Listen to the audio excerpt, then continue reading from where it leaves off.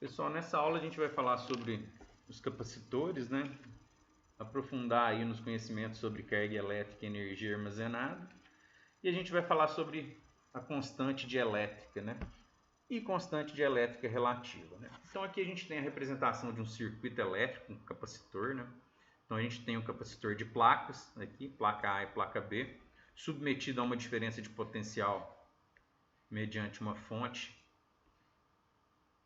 que está induzindo cargas aqui negativas na placa B e cargas positivas na placa A.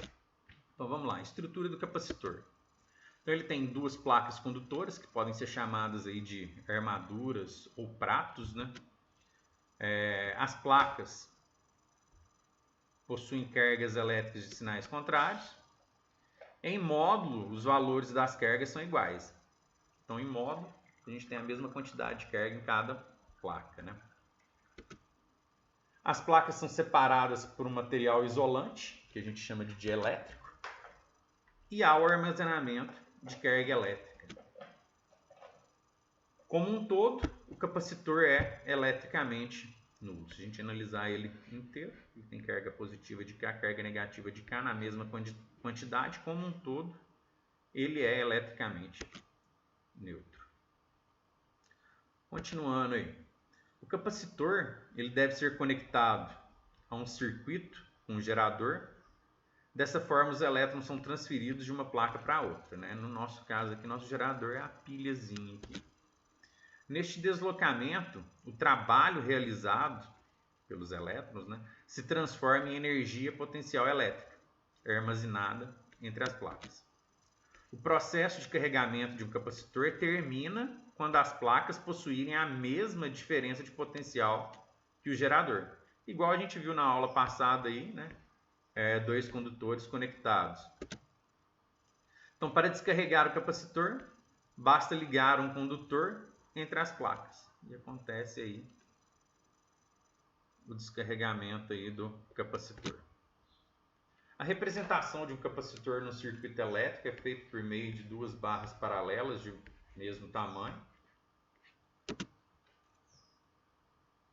E a capacitância de um capacitor está relacionada com a quantidade de carga que ele é capaz de armazenar.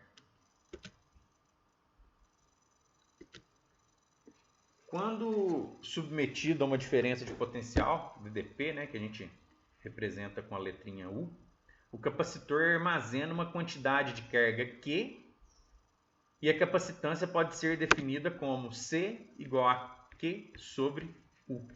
U é a nossa diferença de potencial. Então, olha só.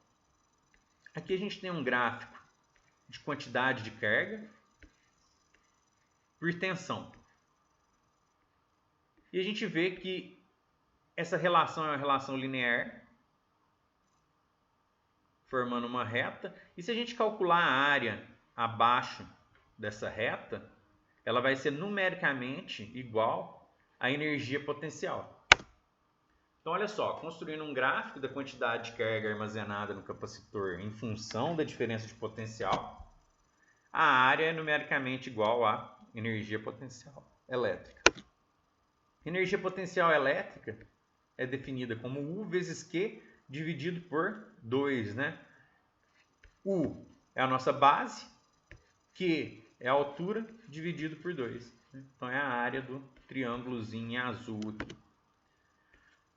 Como a gente conhece Q, né? Sabe que Q é igual a C vezes U, a gente pode substituir. A gente tem que a energia potencial vai ser igual a C vezes U ao quadrado dividido por 2. Definimos aí a nossa energia potencial elétrica para o capacitor.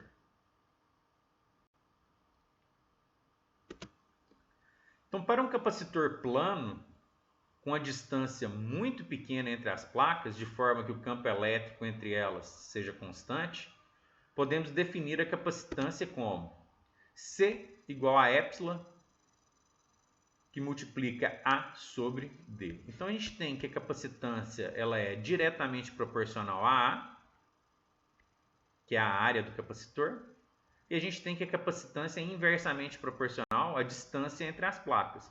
Então, se a gente aumenta a distância entre as placas, a gente diminui a capacitância. Se a gente aumenta a área das placas, a gente aumenta a capacitância. O epsilon é chamado de permissividade elétrica do meio, né? A gente viu esse epsilon já nas primeiras aulas aí sobre eletrostática, mas quando a gente estava analisando o K, né? Que era a constante eletrostática do meio, a gente via que o K era igual a 4π epsilon, né? Aqui a gente só está isolando o epsilon da constante eletrostática do meio. Então, para o vácuo, a gente tem epsilon zero, como a permissividade elétrica do vácuo, e ela tem valor de 8,85 vezes 10 a menos 12 coulomb ao quadrado por Newton. A é a área das placas, né, e D a distância entre elas. A gente já tinha visto isso. Então, a constante dielétrica relativa. Para capacitores com alta capacidade elétrica, deve ser utilizado um dielétrico entre as placas. A capacitância C de um capacitor com dielétrico é K vezes maior que a capacitância sem dielétrico, que seria o C0. Então, C é igual a K vezes C0. Onde K é a constante dielétrica relativa ou poder indutor e depende do isolante utilizado. Então, olha só, a constante dielétrica relativa, o K, também é chamada de permissividade relativa e é apresentada como εr. Até mais comum nos livros aparecer aí a constante como εr. Então, esse K é igual ao εr, que é igual a epsilon sobre epsilon zero.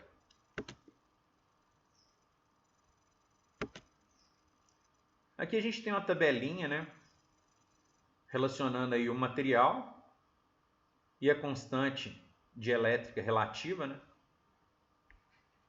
a permissividade relativa. Então, para o vácuo, a gente tem o valor de 1. Para o ar, 1,0006. Então, o ar e o vácuo são aproximadamente iguais aí, né? Aí tem concreto armado, teflon, papel, né? Dióxido de silício, titanato de cálcio, olha só o valor expressivo aí, né? Para constante dielétrica. Olha só, vamos analisar aqui essa simulação do FET colorado, é bem legal. Deixa eu abrir ela aqui.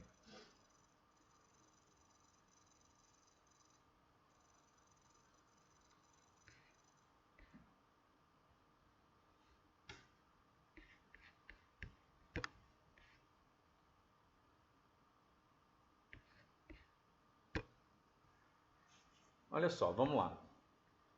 Então aqui a gente tem duas placas, né, formando nosso capacitor. Inicialmente aqui a gente está com a nossa fonte de energia, nosso gerador com 0 volts, né? Vou colocar 1,5 volts. A capacitância 0,3 picofarad. Então olha só,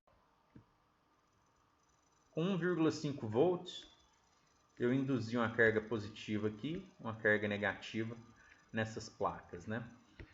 Vamos ver os valores aqui, ó. Carga superior e energia armazenada. Observem aqui os valores de carga e os valores de energia armazenada quando eu aumento a área da placa. Ó. Quando eu aumento a área da placa, eu aumento a energia armazenada, eu aumento a carga e aumento a capacitância. Aqui está marcando carga da placa superior, mas a gente sabe que o valor das duas placas aqui relativos à carga em módulos são iguais, né? Lembrando também que o campo elétrico ele sai da placa positiva e vai para a placa negativa ali. Então, quando eu aumento a área da placa, eu aumento a capacitância, aumento a carga da placa e aumento a energia armazenada. E agora, se eu aumentar a distância entre elas, ó, se eu aumentar a distância entre elas, eu diminuo a capacitância, diminuo a carga da placa e diminuo a energia armazenada. Então a gente tem a relação que a capacitância é diretamente proporcional à área da placa e inversamente proporcional à separação entre as placas, né? Então olha só a função dessa placa. Vamos aumentar bastante aqui a área dessa placa, né? E diminuir aqui o valor de separação delas. Vamos induzir uma carga aqui nela. Ó, induzir a carga. Lembra que eu tenho que conectar um fio entre as placas para poder descarregar elas? Aqui eu vou só fechar, abrir o circuito aqui que tem a fonte e ligar ele nesse outro circuito que tem a lâmpada aqui para a gente acender essa lâmpada. Então, ó, aqui estou mantendo a carga na placa, né? Agora eu vou descarregar ela. Ó, descarreguei, na hora que eu descarreguei a carga vai diminuindo. Gerei uma corrente elétrica aqui que os elétrons começaram a movimentar e consegui acender a lâmpadazinha.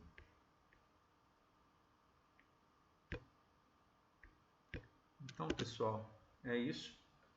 Terminamos a parte sobre eletrostática. Próxima aula a gente começa a falar sobre eletrodinâmica. Oi, amor, tua mãe tá falando que